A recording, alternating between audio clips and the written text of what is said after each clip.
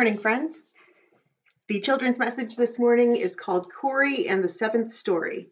It's by Brian McLaren and Gareth Higgins.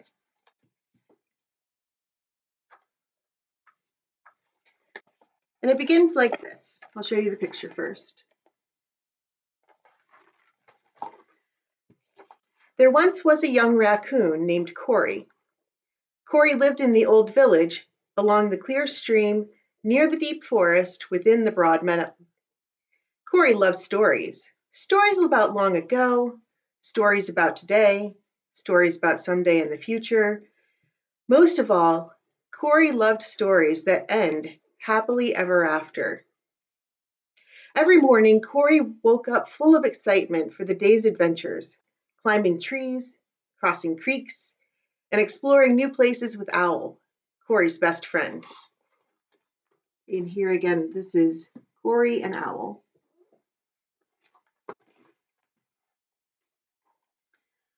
One day, Cory went on a walk through the old village.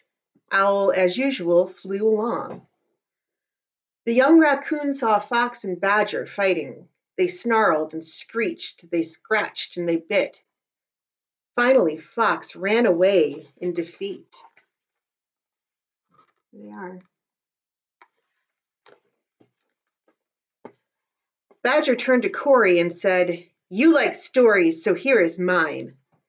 Fox had a shiny object. I wanted it, so I took it. Now everyone will be afraid of me, so I can take whatever I want. I'll take over Old Village, just like our ancestors did when they pushed the first residents away. I will rule by tooth and claw over Old Village, and I will live happily ever after." From that day forward, Badger started pushing everyone around to get his own way. He took whatever he wanted. Everyone in the Old Village was afraid of him and very, very sad. "Poor us," they said. "Life is so unfair." "Who, who will help us?" cried the owl. The next day, Cory saw Fox whispering to her friend, Weasel. "What are you talking about?" Cory asked. "We have a plan," Weasel said. "We're going to get revenge on that bad badger." Fox and Weasel quickly formed a mob of angry neighbors. Then they marched through town looking for Badger. When they found Badger, they surrounded him. And soon the sounds of fighting and yelling and scratching and punching and growling and whacking and snapping echoed through the old village.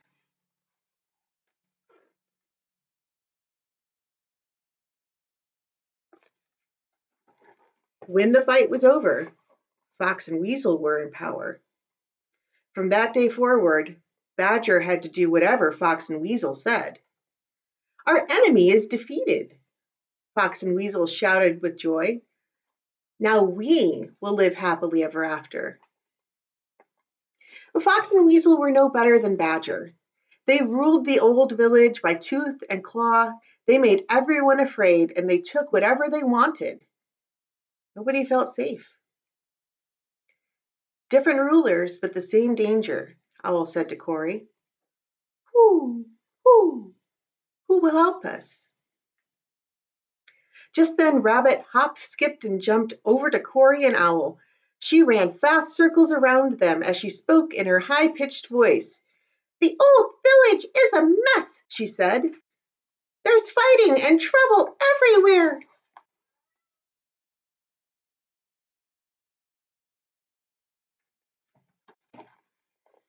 Then she stopped very suddenly, perking up her ears. "I know what to do," she said, speaking very quickly. "Whenever there's danger, run away fast." So Rabbit sped away to share her ideas with the others. "Hurry," she said. "Let's go." She convinced many neighbors to run away with her. They hopped, flew, jumped, scampered through the broad meadow, and crossed over the clear stream. They built a new neighborhood on the other side. They even put up a great big wall to keep everyone else out. "Now we will live happily ever after," Rabbit squealed. A few weeks later, Cory and Owl went to visit them. "What's new? What's your story?" Cory said. "Are you living happily ever after?" "No, no, we're not happy at all," Rabbit said.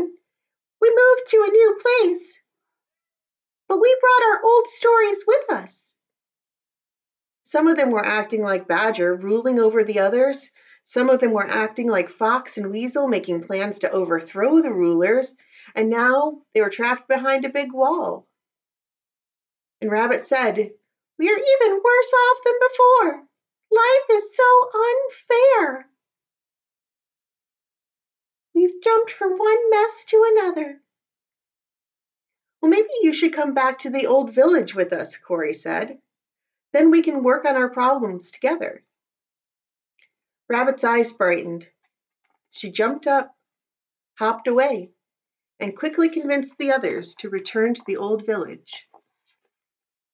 Here's what their new village had looked like.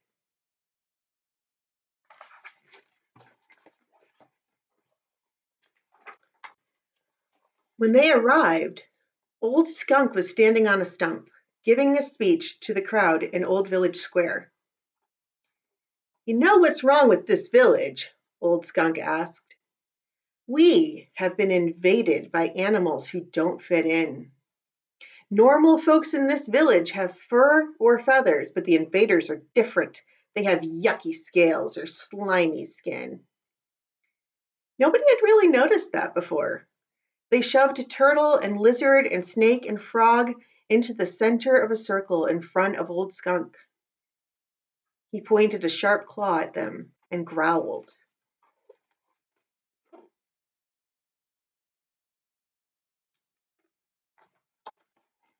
Soon everyone was pointing at them and laughing at them and making jokes about the way they looked.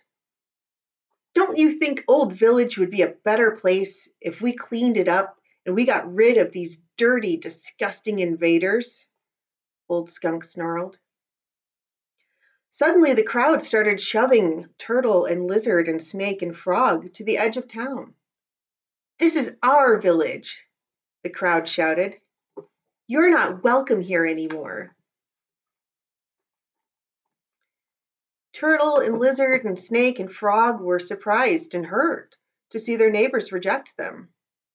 They escaped deep into the forest to hide. "Life is so unfair," they whispered, partly to themselves and partly to each other. Cory was upset, and he walked up to Old Skunk and said, "Why were you so mean to our neighbors?" "Well, when people are worried or afraid," Skunk said, "you just have to give them somebody different to blame for their problems. If they can call somebody else dirty or bad, then they'll feel clean and good. If they hurt somebody who won't hurt them back, they will feel powerful and important and safe. It works every time." "But that's wrong," Cory said. Old Skunk stepped back and looked at Cory the Badger from head to toe. He said, "Have you ever noticed that most folks in this village don't have a mask or a ringed tail?" Oh, I messed up there. I called Cory a badger, but Cory's a raccoon. Let me show you Old Skunk.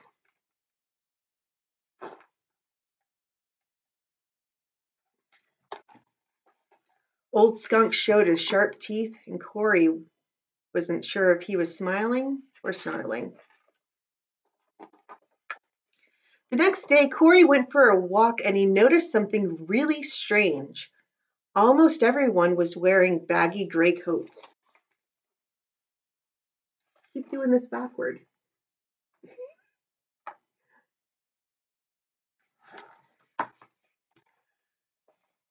Almost everyone was wearing baggy gray coats, and nobody smiled or said hello. They just walked quickly down the street, looking like they were in a hurry and a little bit worried.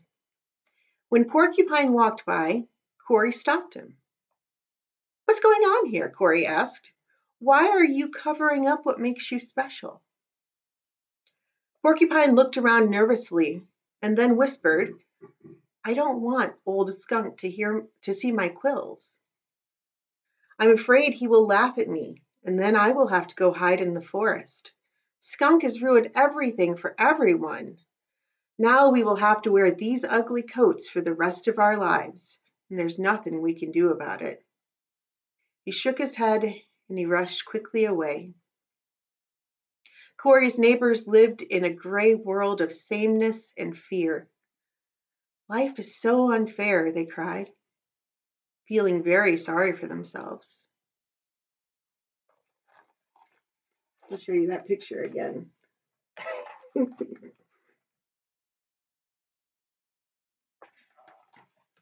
Who, who will help us? Owl asked. That's when Badger remembered something. He remembered how happy he was when he first stole the shiny object from Fox. So he went to talk to her.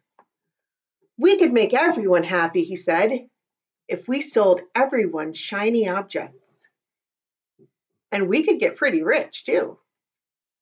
So Badger and Fox built a shiny object factory, and soon everybody in the old village was buying shiny objects. They wore shiny objects as jewelry. They played with shiny objects as toys. They put shiny objects on their houses and used them to decorate their baggy gray coats. "Who has the most shiny objects?" Mouse asked. "Who has the biggest shiny object?" Deer wondered.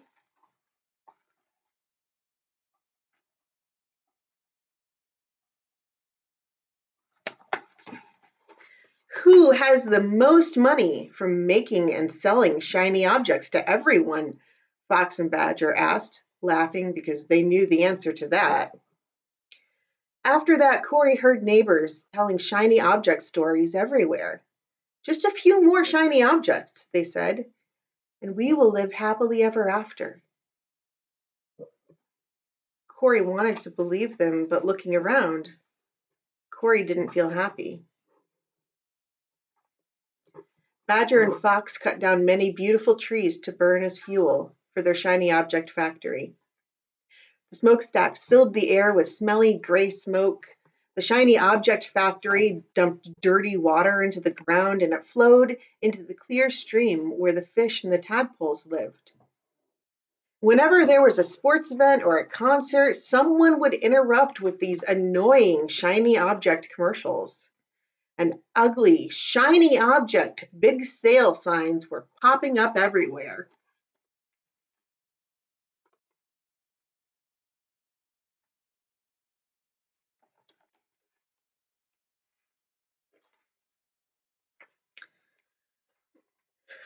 Cory walked alone to the clear stream to sit by the water and think. We are in trouble, Cory thought. Our stories are failing us. No one will live happily ever after in a world like this. Owl flew over to perch in a nearby tree. They didn't say a word. They watched the water flow by and they listened to the gentle music.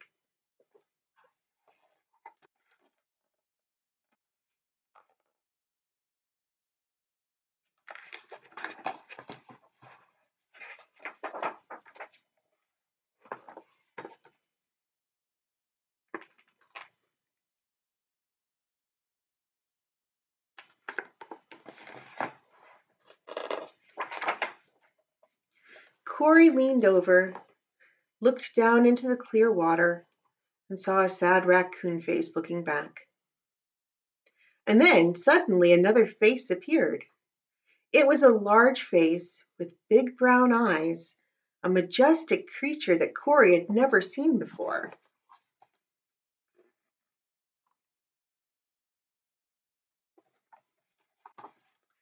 What, what are you? Cory asked, still staring at the reflection in the water. Are you a monster? I am a horse. My name is Swift. With that, Swift Horse bent down to take a drink from the stream, just inches away from Cory. Cory slowly turned his head to take in this amazing creature. Her pointed ears, her long, sleek neck, her tall shoulders, her strong legs and wide back. her coffee brown coat, her long flowing black tail. I've never seen a horse before, Cory said. What's your story, Swift Horse? I'm a poet from far away, Swift Horse said. I travel the world seeking wisdom and beauty, and I share what I find in well-chosen words.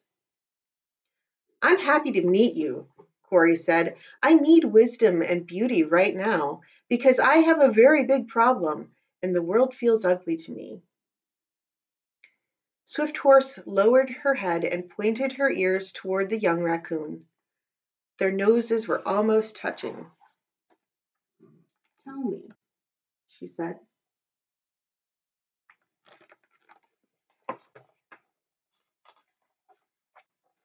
My neighbors are living by stories that will only bring fighting and tears and trouble, Cory said.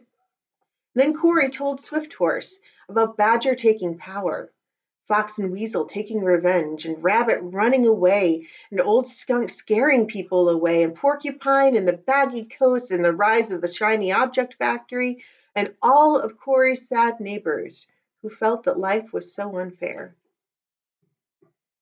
For a long time, Swift Horse listened to Cory, breathing in long, slow breaths. When Cory finished speaking, Owl called out from the tree above them. You know what she said. Whoo, whoo, who will help us? And Swift Horse answered, maybe it's time for you to look within for the help that you need. I have a plan. Climb on my back, and I will explain this to you. So Cory scampered up the tree and dropped onto Swift Horse's back, and Owl joined Cory there. And as they trotted along, Swift Horse shared her plan.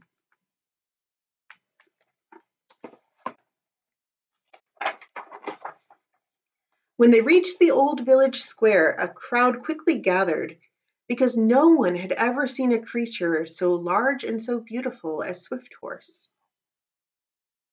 Let's have a special meal in honor of our special guest, Cory said. Let's set up a big round table and let's all bring our favorite food to share. But please, everyone, please leave your shiny objects at home. While their neighbors prepared the special meal, Cory and Owl rode Swift Horse out into the deep forest. They found turtle and lizard and snake and frog and invited them home. As the sun was setting, they returned to the old village, riding on Swift Horse. They saw a big round table full of delicious food, and Cory gave the furless and featherless neighbors the places of greatest honor, right next to Swift Horse. Here's the party.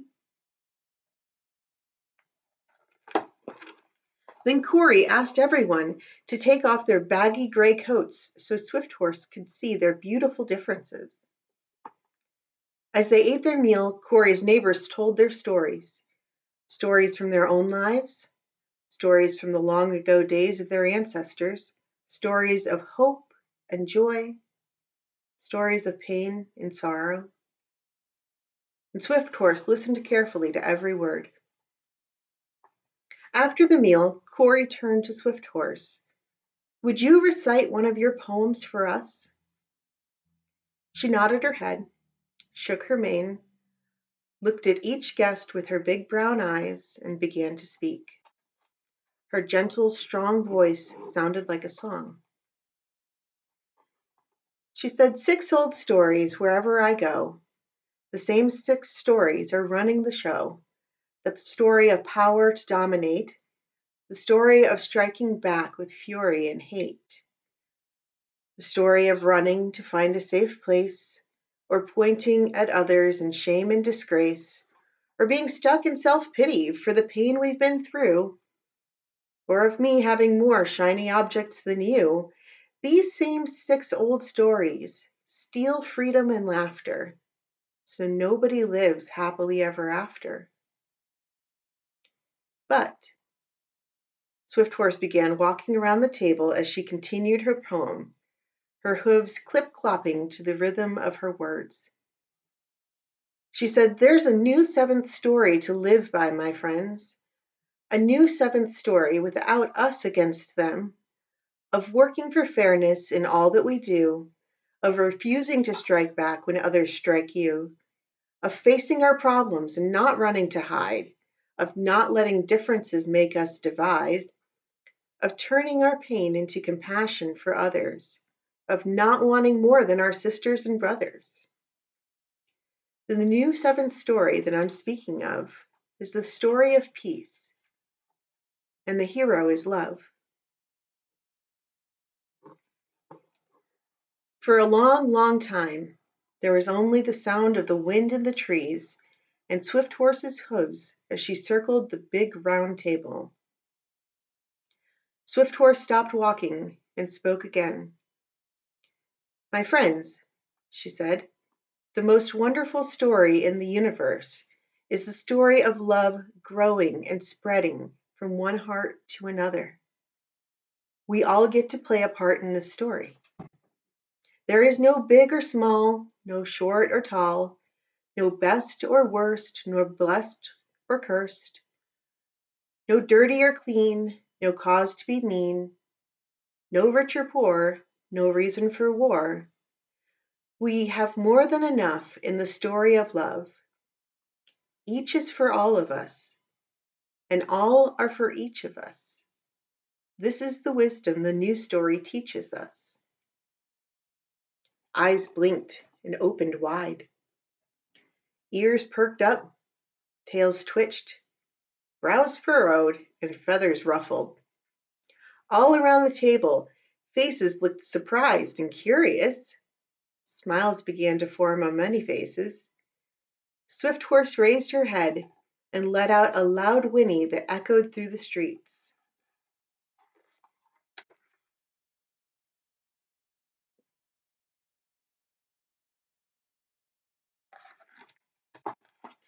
No one had ever heard about a seventh story before.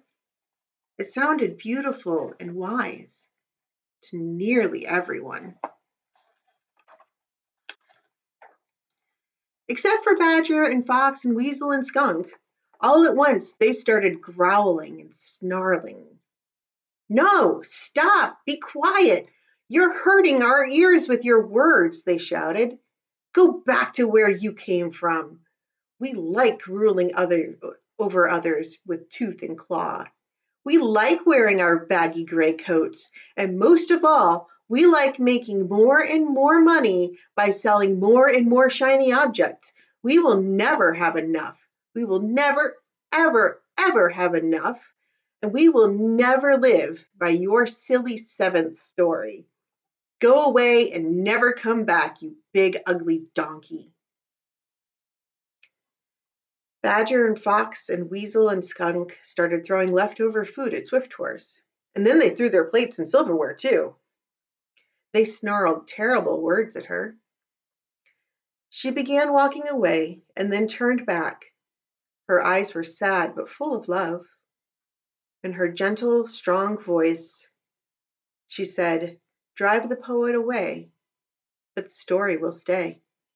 Long after I'm gone, the story lives on."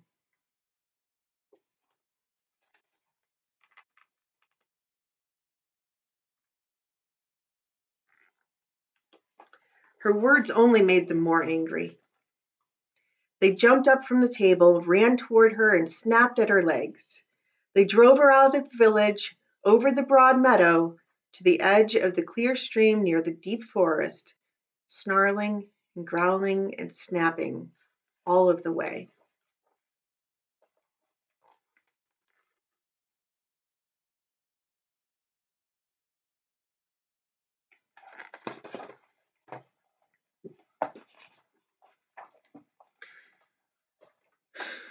Nobody knows for sure what happened to Swift Horse after that. Some say they hurt her. Some say they did something even worse. Whatever happened, Swift Horse has never again been seen in the old village. And since that day, Badger and Fox have been getting richer and richer, selling their shiny objects. The sky is getting smoky, and the stream is getting murky because of the shiny object factory. Old Skunk still says terrible things about neighbors without fur or feathers, and many feel that life is very, very unfair. But the seventh story is still alive in many hearts, which means that a surprise is coming. Late in the day, as the sun is setting, you can find more and more animals walking out of the old village to the stream to talk with Cory and Owl about the seventh story. Fox even joins them sometimes.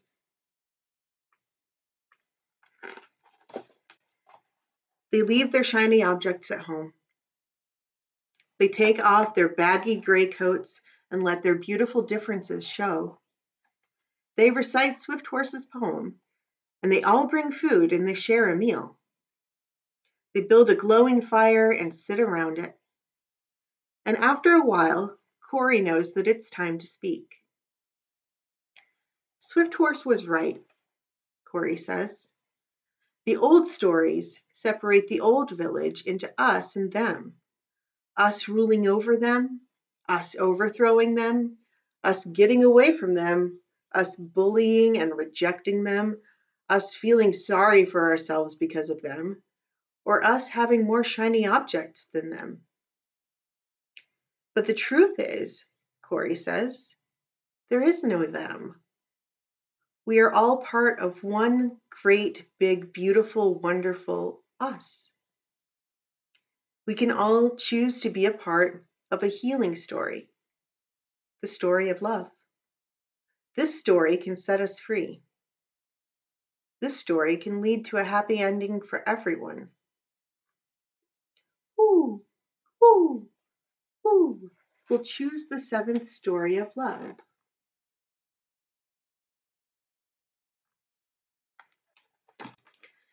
Then Cory looks each person in the eye, just as Swift Horse did, full of love, and asks three simple questions. Which stories are you living by lately? How are they working out for you? How can we live the seventh story together? They sit around the fire and talk late into the night.